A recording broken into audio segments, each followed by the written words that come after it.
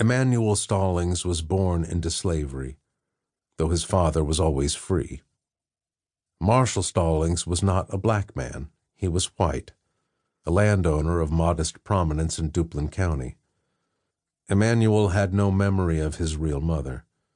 When he was old enough to inquire of her, he heard that she had died. In his later years, however, he came to believe something darker, that she had been sold by the Stallings family sometime before the Civil War upended the antebellum order and brought emancipation to the enslaved. By virtue of the genetic lottery, Emmanuel was pale enough to stand on the white side of the color line, but the laws of Jim Crow forbade him to claim any sort of standing. While Lincoln might have declared him free, his white neighbors would never consider him their equal. He was black because his mother was black. Such were the arbitrary diktats of apartheid. He grew up in the care of his father's sister, Emily Stallings Teachy. Miss Emily, as everyone in the family called her, was a kind and generous woman who loved Emmanuel like a son. It was Miss Emily who sold him the first 15-acre tract of land in 1891, the very land on which Beulah's house now stands. And it was Miss Emily who, before she died 6 years later, sold him 3 more tracts of land, bringing his total acreage to 80. She wanted to give him an anchor in the world, a piece of God's dirt that no one could take away. She wanted that not only for Emmanuel but for his children, and his children's children, for Beulah, for Elsie. Elsie's feet are bare and her eyes are bright as she skips across the long-bladed grass, her skin prickling with sweat.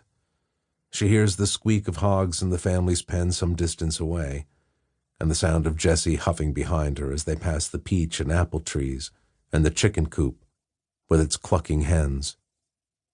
Her brother doesn't need to ask where they are going, for on a Sunday afternoon in July, with the house too warm for comfort and all the chairs on the porch and in the yard occupied by their elders, there is only one place they would rather be: the grape arbor. There are 2 vines in the garden plot, striking both in their similarity and difference.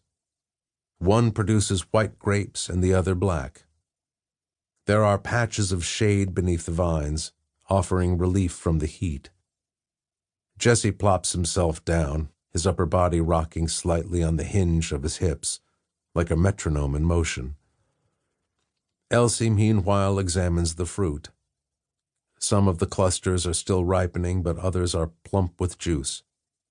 She selects a large bunch of black grapes and scampers back to Jesse, holding it out to him. Then she picks a cluster of white grapes and sits down beside him.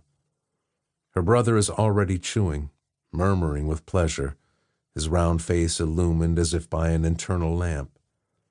She removes a grape from its stem and places it between her teeth, smiling instinctively at the sudden burst of flavor. She looks at Jesse and sees his own smile blossom, even as droplets of juice dribble down his chin. She giggles at him and wipes away the excess before it drips onto his clothes. Then she gives him a grape from her own stem, and he returns the favor. The black grape isn't quite as sweet to Elsie's tongue, but its flavor is more complex. As soon as Elsie polishes off her last grape, she begins to hunt for more, prizing apart the leaves to find the hidden gems. After picking several bunches, enough to share with the family, she returns to her brother's side. She lies back against the grass and stares at the diamonds of sky peeking through the leaves of the vine above her. She feels the humid caress of the breeze, hears the sing-song chorus of the birds in the trees, and Thelma's laughter echoing across the yard. Her joy at this moment isn't a thought or a feeling. It is a way of being. It is everything.